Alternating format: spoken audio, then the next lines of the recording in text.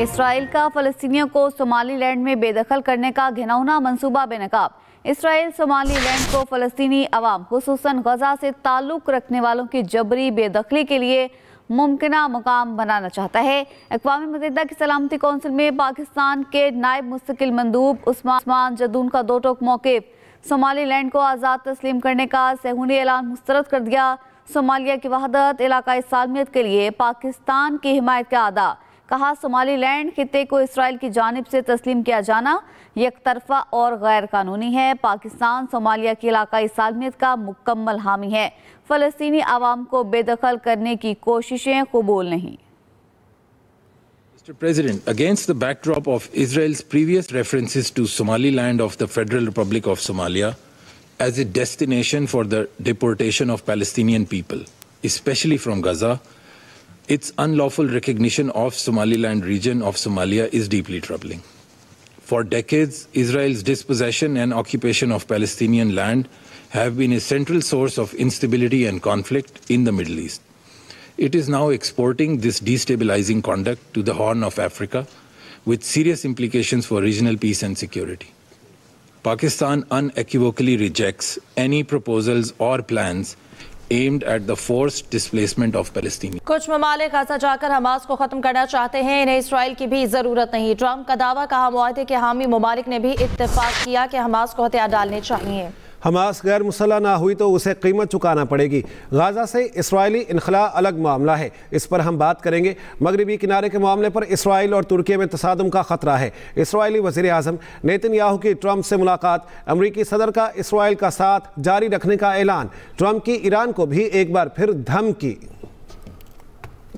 Israeli वज़ीर आज़म Netanyahu की अमरीकी सदर डोनाल्ड ट्रंप से फ्लोरिडा में मुलाकात। न्यूज़ कॉन्फ्रेंस में अमरीकी सदर ने कहा, गजा की तामीर नो जल्द शुरू करेंगे। कुछ चीज़ों का आगाज हो चुका है। हमास गैर मुसल्लह ना हुआ तो उसे कीमत चुकाना होगी। We talked about Hamas and we talked about disarmament, and they're going to be given a very short period of time to disarm, and we'll see how that works out. But they made an agreement that they were going to disarm. And you couldn't blame Israel. By the way, we have other countries that will come in and do it. Iran के हवाले से अमरीकी सदर ने कहा, Iran को deal करनी चाहिए, ये ईरान के लिए बेहतर है, वरना ईरान को दोबारा जमीन बोझ कर दिया जाएगा। Don't forget, we made the plan possible by taking out Iran. And speaking of Iran, I hope they're not trying to build up again, because if they are, we're going to have no choice but very quickly to eradicate that build-up. So I hope Iran is not trying to build up, as I've been reading that they're building up weapons and other things. And if they are, they're not using the sites that we obliterated, but they're using possibly different sites. We know exactly where they're going. अमरीकी सदर का कहना था, रूसी सदर Vladimir Putin ने सुबह सवेरे अपनी रिहाइशगाह पर हमले से आगाह किया। यूक्रेन की जानिब से ऐसे इक़दाम किसी सूरत दुरुस्त नहीं। 50वीं chief of army staff polo and tent pegging championship Lahore में इख्तिताम पजीर। फील्ड मार्शल आसिम मुनीर ने इख्तितामी तकरीब में बतौर मेहमान खुसूसी शिरकत की। ISPR के मुताबिक कोर कमांडर लाहौर ने फील्ड मार्शल आसिम मुनीर का इस्तकबाल किया। चैंपियनशिप में 8 टीमों की शिरकत। पेशावर कोर चैंपियनशिप की फातेह गुजरांवाला कोर ने रनर्स अप पोजीशन हासिल की। फील्ड मार्शल ने खिलाड़ियों में इनामात तकसीम किए। वज़ीर दाखिला और चीफ सेक्रेटरी पंजाब भी तकरीब में शरीक हुए। 50वीं chief of army staff polo and tent pegging championship Lahore में इख्तिताम पजीर हुई। फील्ड मार्शल आसिम मुनीर ने इख्तितामी तकरीब में बतौर मेहमान खुसूसी शिरकत की। रूस का यूक्रेन पर सदर पुतिन के रिहाइशगाह को निशाना बनाने का इल्ज़ाम। रूसी हुकूमत का कहना है, पुतिन के रिहाइशगाह को निशाना बनाने के लिए 91 तवील फासले तक मार करने वाले ड्रोन्स इस्तेमाल किए गए। रूसी फ़ज़ाई दिफाई निज़ाम ने ड्रोन्स को तबाह कर दिया। हमले में कोई जानी या माली नुकसान नहीं हुआ। रूस ने मामले को रियासती दहशतगर्दी करार दे दिया। हमले का जवाब देने का ऐलान। अमन बातचीत जारी रखने पर नज़रसानी का फैसला भी किया गया है। आपको बताएं कि रूस का यूक्रेन पर सदर पुतिन के रिहाइशगाह को निशाना बनाने का इल्ज़ाम। रूस अमेरिका के साथ जारी अमन मुज़ाकरात को सबूताज़ करना चाहता है। सदर ट्रंप से मुलाकात में पेशरफ्त पर रूस नाखुश है। यूक्रेनी सदर ज़ेलेंस्की ने हमले की तरदीद कर दी। कहा रूस कीव पर हमलों के लिए जवाब पैदा करना चाहता है। रूस कीव और सरकारी इमारतों को निशाना बनाने की तैयारी कर रहा है। अहम खबर है, आपको अपडेट करेंगे इस बारे में। रूस अमेरिका के साथ जारी अमन मुज़ाकरात को सबूताज़ करना चाहता है। सदर ट्रंप से मुलाकात में पेशरफ्त पर रूस नाखुश है। वज़ीर-ए-आज़म की रूसी सदर व्लादिमीर पुतिन की रहायशगाह को निशाना बनाने की मज़म्मत। रूसी सदर हुकूमत और अवाम के साथ यकजहती का इजहार। शहबाज शरीफ ने कहा कि अमन की कोशिशों के दौरान ऐसे घिनौने हमले अमन और इस्तेहकाम के लिए खतरा है। तशद्दुद की तमाम अशकाल और इनकी कार्रवाइयों की सख्ती से मज़म्मत करते हैं। आपको अपडेट कर रहे हैं इस हवाले से कि वज़ीर-ए-आज़म की रूसी सदर व्लादिमीर पुतिन की रहायशगाह को निशाना बनाने की मज़म्मत। रूसी सदर हुकूमत और अवाम के साथ यकजहती का इजहार। बांग्लादेश की साबिक वज़ीर-ए-आज़म खालिदा ज़िया 80 साल की उम्र में इंतकाल कर गई। खालिदा ज़िया जिगर, दिल और ज़ियाबतीस के आर्ज़े में मुब्तला थी। बांग्लादेश नेशनल पार्टी की सरबराह खालिदा ज़िया कई रोज़ से वेंटिलेटर पर थी। खालिदा ज़िया बांग्लादेश की पहली खातून वज़ीर-ए-आज़म मुंतखब हुई। वो बेनज़ीर भुट्टो के बाद मुस्लिम दुनिया की दूसरी खातून वज़ीर-ए-आज़म बनी। खालिदा ज़िया 1991 से 1996 और 2001 से 2006 तक 2 मरतबा वज़ीर-ए-आज़म रहीं। बांग्लादेश की साबिक वज़ीर-ए-आज़म खालिदा ज़िया 80 बरस की उम्र में इंतकाल कर गई। खालिदा ज़िया बांग्लादेश की मारूफ सियासतदान थी। वो 1991 से 1996 और फिर 2001 से 2006 तक बांग्लादेश की वज़ीर-ए-आज़म रही। खालिदा ज़िया जिगर के आर्ज़े समेत कई अमराज में मुब्तला थी और काफ़ी अरसे से अस्पताल में ज़ेरे इलाज थी। वो बांग्लादेश की पहली खातून वज़ीर-ए-आज़म थी। उन्हें मुस्लिम दुनिया में बेनज़ीर भुट्टो शहीद के बाद दूसरी खातून वज़ीर-ए-आज़म होने का एजाज़ भी हासिल था। खालिदा ज़िया बांग्लादेश के साबिक सदर ज़ियाउर रहमान की अहलिया थी। सियासी करियर के दौरान उन पर करप्शन के इल्ज़ामात लगे। उन्हें 2018 में 5 बरस के लिए जेल भी काटना पड़ी थी।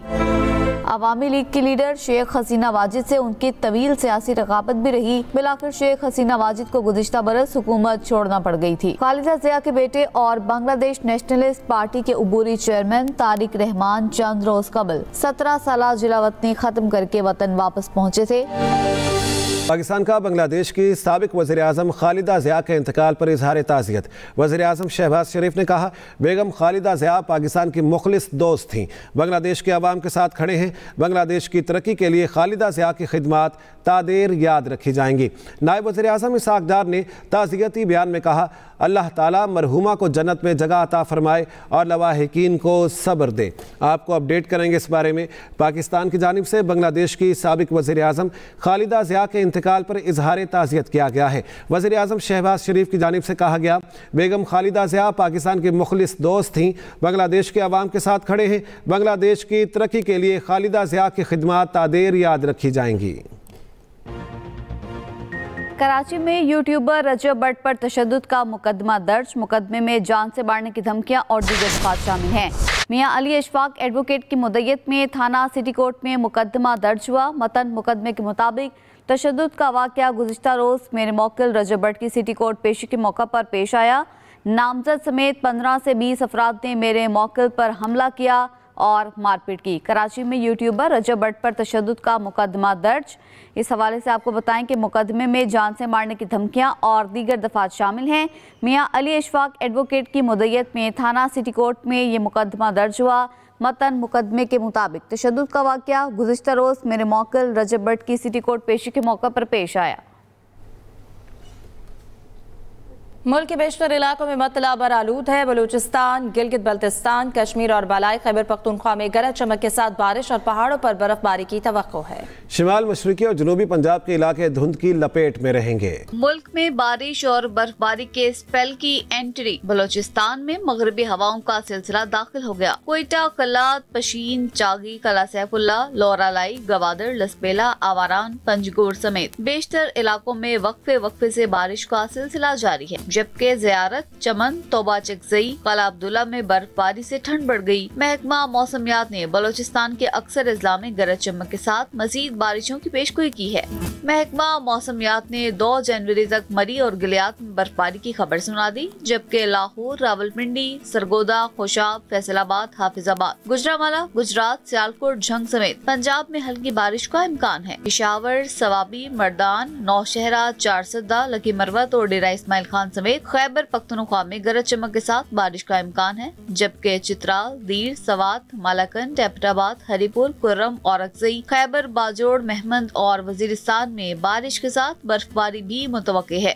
मुजफ्फराबाद समेत कश्मीर में मौसम शदीद सर्द है। चंद मकामात पर हल्की बारिश और बर्फबारी का भी इम्कान है। कराची में मौसम सर्द और मतला जुज़वी अब्र आलूद है। कहीं हल्की बारिश, कहीं बूंदाबांदी की तवक्को है। मुख्तलिफ समतों से 5 से 20 किलोमीटर फी घंटा की रफ्तार से खुश्क हवाएं मुतवक्के हैं। आइंदा 24 घंटों में नमी का तनासुब 35 से 90% रहने का इम्कान है।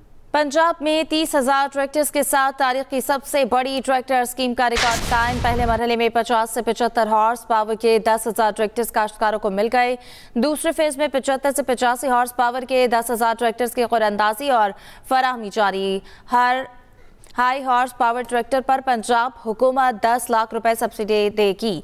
तीसरे फेज में 50 से 55 हॉर्स पावर ट्रैक्टर्स के लिए वस्त जनवरी से दरखास्त तरफ 100 से 120 हॉर्स पावर के बड़े ट्रैक्टर बिला सूद कर्ज पर दिए जाएंगे। वज़ीर आला पंजाब मरियम नवाज कहती हैं, पंजाब हुकूमत फसल की बुवाई से फरोख्त तक किसानों का पूरा साथ दे रही है।